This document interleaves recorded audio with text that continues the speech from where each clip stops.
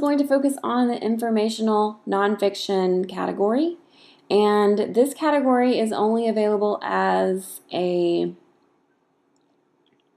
individual category for grades 3 and up. This session is going to cover who can enter this category, what elements need to be included, sample projects, and the judge's rubric. So who can enter this category? Like I said, only students in grades 3 through 12, and they may only enter as an individual. If you use these elements on a group or family project, it will be disqualified because there is not an informational nonfiction group or family category. Students can only have one project in the fair, so if they do this category, they cannot then go and work on a family project. Okay, I'm sorry. Technical difficulties.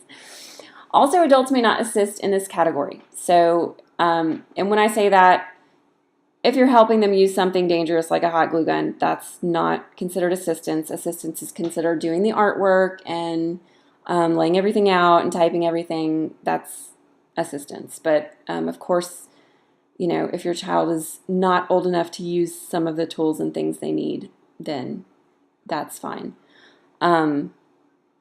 Okay, so elements. This is what must be included on the project. The student prediction and questions to the author have been removed from this rubric. I'm glad, because it never made sense to me to have student prediction, because they make the project after they've read the book and most of them don't think to predict before. So that was always just, you know, it's like, why is it even there? And then the questions to the author, it was a great idea, but most students did not really, you know, their questions weren't really what they were looking for. It was just stuff like, what did you think about this book? You know, and things like that, instead of really showing that they, you know, it should have reflected that they had a deep understanding of the book. But anyway, don't have to worry about it anymore because those categories are gone. So again, this should include the title, author, publisher, and publication date.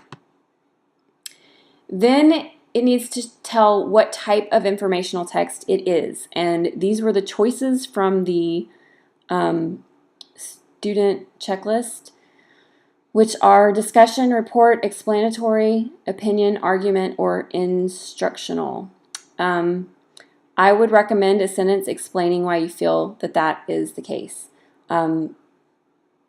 Because once you get to 3rd grade and up, as a judge, I like to see complete sentences, and, you know, this, I feel this is a discussion, or this, you don't even have to say I feel, but this is a discussion based on the fact that blah, blah, blah was included. I mean, something that tells that you know what that means, I feel should be included anyway. Text summary, choose the one that corresponds to your grade level. So when you see the checklist for this, I don't know why, but they include a section for kindergarten and 1st grade, but kindergarten and 1st grade cannot enter this category, so I have not listed it here. I mean, it actually has what they should include for the text summary. I don't know if they're planning to begin including them, but as of right now, they are not included, so I took that information off because they can't enter. So anyway, 3rd grade should recount the main idea and key details of the text in a written response. And 4th grade and up should summarize the text in a written response, including the main central idea in the summary. And again, like I said with the fiction, I would make sure that this is specifically stated somewhere in the summary. The central idea of this is, you know, and explain that, because that way the judges can see it. Oh, and then I put a note that it was included in the judge's rubric, but there's not a category for them, so that's why I didn't include it here. Moving along with elements, the use of a graphic organizer to capture the main and central idea and or main points important to the text. That's important. The graphic organizer cannot just be about any little thing or one little aspect of the story. It needs to capture the main central idea or main points of the text. So, and I will discuss I think I discussed graphic organizers in the judges rubric. I'm going to show you some in the next few slides, and I'm also going to include a file that I found that gives a lot of different examples of graphic organizers. Your student should have a wealth of knowledge about different types of thinking maps and what those are, but because thinking maps is like a copyright, it's like a program that you have to purchase, so I cannot share thinking maps, but your students should know them, and your student's teacher can also probably discuss those with you as well. But I will give some other graphic organizers, and it does not have to be a thinking map. It can be any type of graphic organizer, so as long as it's used appropriately, and that's what the file will explain a little bit better. And then you need to have a student connection, and you can do only one of these, or you can do all three. It's up to the student. But it should not just say student connection text to text. You have to explain that. So if a student read a book about Hurricane Katrina, they might say, the student connection in this story for me is text to text because this book reminds me of the I Survived fiction story that I read about Hurricane Katrina. I mean, they can connect it to any other book or magazine or anything that they've read that relates to the same book. Text to self would be, this book about Hurricane Katrina reminds me of the stories that I've heard about, it affects me because this happened where I live, some way that it connects to their own life. And then, of course, text to the world, this book about the events of September 11th, reminds me of what's going on now with whatever. I'm sure your student will think of something. So that's what that means, because that used to confuse me, but those are the different ways they can connect it. And of course, like I said, they can use more than one if they want. Author's purpose. So they need to explain whether it is, or discuss whether it is to explain, persuade, describe, entertain, or answer a question. I would not think much nonfiction informational text would be to entertain. That's usually reserved for fiction. And I think that's why they took it out of the fiction category, because every single one of the fiction was to entertain. So anyway, they would have to figure out which one applies. And for high school only, there is a topic study, and you can see the guidelines for more details because I don't have high school students, so I'm not going to get into that. Okay, so here is a project example. This student read Lincoln's Last Days by Bill O'Reilly. I personally don't like the way that they've written the copyright information, but as a judge, I understand what that means. So you do see on the right side that they have a prediction and questions to the author. Those would not be included anymore. And I see their connections, text of the world, and on the left side, and this is just an example. You don't have to display the connection that way. But you can see that they used a graphic organizer in the middle of the left panel. So, and I see their summary. So, it looks like all the parts are probably here. And I can definitely tell the student did the work on this project, so that's another plus for them. Oh, I will go back and say, because I don't know if I said it besides in the rules video, but these printed pictures they have online, these would be no. There's a statement on the judge's rubric that says that it all has to be the student's work. It doesn't exactly say what the penalty for not doing that would be, but I imagine the score as far as following directions would be so low that it would prevent them from getting first place if they did that. So, okay. And I did want to say with that, if you purchase things to put on the display, and it's obvious that it's something that's purchased, that's different. So If you have questions about that, just email me. Okay, here's another one about the sun. I believe that the sun here and the little flow map kind of thing they have going on at the bottom is their graphic organizer, which I think is really cool.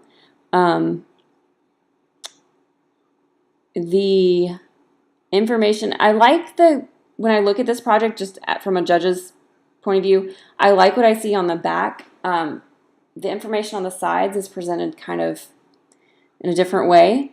And it's not really clearly labeled, so I don't know if that would be, I can't read it from here, so I don't know if they've included everything.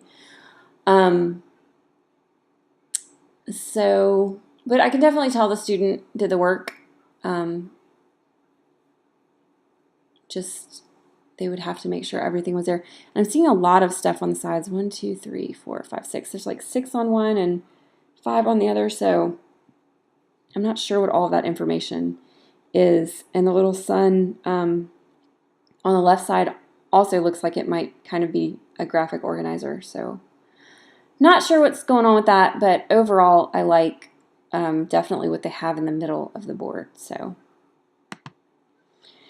and then this one on recycling, I wanted to include this one just, I think it shows a good example of what, making sure something fits in the board and just how you can use all different kinds of things to create your display. I don't see the graphic organizer here, but some of these circles are hard to see, so it's probably there. And it's just another example. I don't see the elements split apart, and you don't necessarily have to do that as long as they are labeled wherever they are, because if they're not labeled, the judges are going to score lower in some of the categories that we'll talk about in the next couple slides. When judges have to hunt for information, it doesn't matter how amazing the project looks, it's a drawback. So, okay, let's look at the rubric. Deduct 10 points if any element is missing. Deduct 10 points if the student involvement is not evident in the display. Especially in this category because this is all individual. There's no group or family, so parents should not be assisting other than, like I said, with dangerous tools. Clarity of writing captures attention and easily understood. This is a place where judges can mark down if they can't find things easily, so be careful with that. Creativity demonstrates imagination in manner of production or presentation. That recycling project definitely did that. It was very imaginative. Has clever, inventive, and effective use of materials to express ideas. Again, that one is good. When we see a plain one, like the Abraham Lincoln as a judge, when you see this, you can't really score as high on inventive use of materials, although I probably would be a little bit more so with this one because I like how they did keep the theme of red, white, and blue. It's not just all over the place. It's, they've definitely chosen one theme and they stuck with it throughout. Okay, I think that was the last. Yeah, that was the last one. Okay.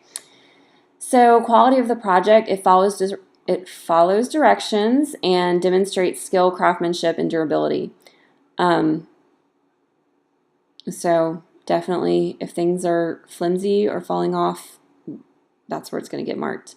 Thoroughness of written information, proper emphasis should be placed on important items.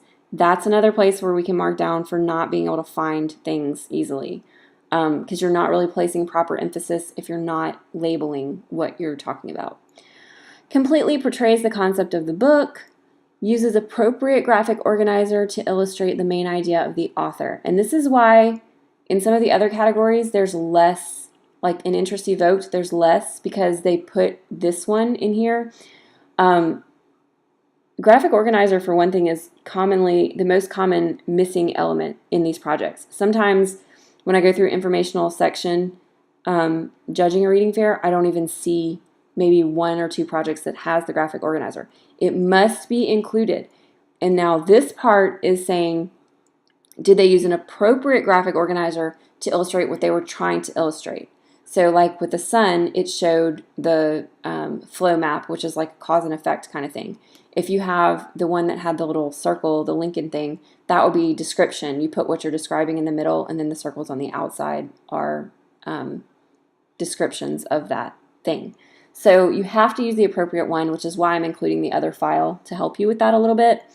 And like I said, your student probably knows, they probably brought some home in graded papers, examples of thinking maps and graphic organizers. So, but that is the one place with nonfiction that we see problems. So make sure you got a good one. An interest evoked represents real study and effort and encourages the viewer to read this book. So yeah, those are important parts, and you want to make sure that you can say, you know, in each of these elements in the rubric that you can say that you've done the best you can for each level. If you have any questions, I have a feeling that I'm going to have a lot of questions about specifically what these things mean. So my plan is to have like an FAQ video where I can go over questions that I get asked about it. So if you have questions, email me. I will definitely answer you back directly in case the video doesn't happen. But I do plan on doing a follow-up for any questions that you may have.